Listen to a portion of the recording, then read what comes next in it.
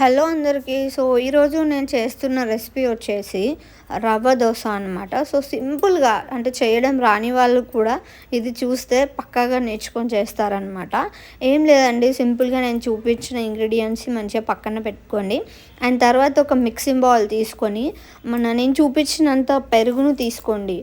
తీసుకొని దాన్ని మంచిగా ఆ బౌల్‌లో ఏసి మిక్సింగ్ బౌల్‌లో ఏసి మంచిగా బ్లెండ్ చేయండి. ఎంత పెరుగు బ్లెండ్ అవుతే అంత మంచిగా వస్తదనమాట. ఇంకా తర్వాత ఒక గ్లాస్ రవ్వ, బొంబాయి రవ్వ, ఉప్మా రవ్వ అంటారు కదా! అది వేసుకోండి. అండ్ దాని నెక్స్ట్ ఆ బొంబాయి రవ్వకి ఆ గ్లాస్‌తోనే కొంచెం తక్కువలో బియ్యపు పిండి వేసుకోండి.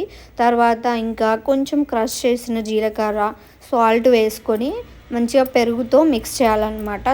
ముద్దలు లేకుండా మిక్స్ చేసుకోవాలి ఫస్ట్.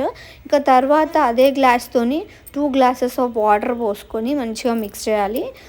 అంటే ముద్దలు లేకుండా మిక్స్ చేసుకున్న తర్వాత ఇంకా మన కన్సిస్టెన్సీ అంటే థిక్‌గా ఉందనుకోండి, ఇంకా వాటర్ యాడ్ చేయాలి. లూజ్‌గా ఉంటే అవసరం లేదనమాట. నాకైతే ఇంకా 2 గ్లాసెస్ వాటర్ పట్టినాయి. ఇదంతా కావడానికి. అండ్ జీలకర్రని ఇంకా మీరు క్రష్ చేసి వేసుకోవచ్చు. నేనైతే ఇలా వేసుకున్నాను. ఇంకా అది అయిపోయిన తర్వాత ఒక 15 మినిట్స్ అయితే వదిలేయాలన్నమాట.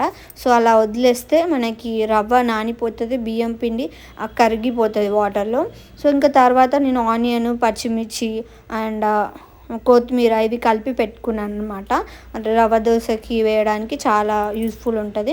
ఇది 15 మినిట్స్ తర్వాత అయితే ఇలా అయిపోయింది. మన బ్యాటర్ అయితే రెడీ. తర్వాత వేడిగా ఉండాలి పెనం ఫస్ట్. హీట్ చేసుకొని తర్వాత ఆయిల్ ఇలా నేను చూపించినట్టుగా వేసుకోవాలి. వేసుకుంటే మనకి ఆయిల్ హీట్ తెలుస్తుంది కదా! అప్పుడు ఈ కొత్తిమీర అంటే మిక్స్ చేసి పెట్టుకున్నాను కదా! క్యారెట్, కొత్తిమీర, ఆనియన్ ఇవి వేసి మంచిగా కొంచెం రోస్ట్ అవుతున్నాయి అని తెలిసినప్పుడు మన బ్యాటర్‌ని ఇలా నేను చూపించినట్టుగా పోసుకోవాలన్నమాట. సైడ్ నుంచి మొత్తం ఇట్లా రావాలి. ఇలా హోల్స్ పడుతున్నప్పుడు ఆ హోల్స్‌ని క్లోజ్ చేసుకుంటూ రావాలి అనమాట. ఇంకా పెనంని ఎంత హీట్‌లో ఉండి పోస్తే అంత బాగుంటుంది. అండ్ సిమ్‌లో పెట్టకుండా మీడియం ఫ్లేమ్‌లో అయితే దీన్ని చేయండి, చాలా బాగుంటుంది. అండ్ మినిమం కింద మొత్తం ఇట్లా రెడ్ కలర్‌లో నేను చూపిస్తున్నాను కదా!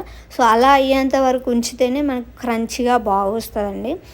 నేను చూపించినట్టుగా ట్రై చేయండి. నేనైతే ఏ వంటకాన్నైనా అంటే హార్డ్‌గా ఉండేదైనా ఏదైనా నా స్టైల్‌లో చేయడానికి ట్రై చేస్తా. అంటే నేను చాలా సింపుల్‌గా చేసుకుంటాను అనమాట.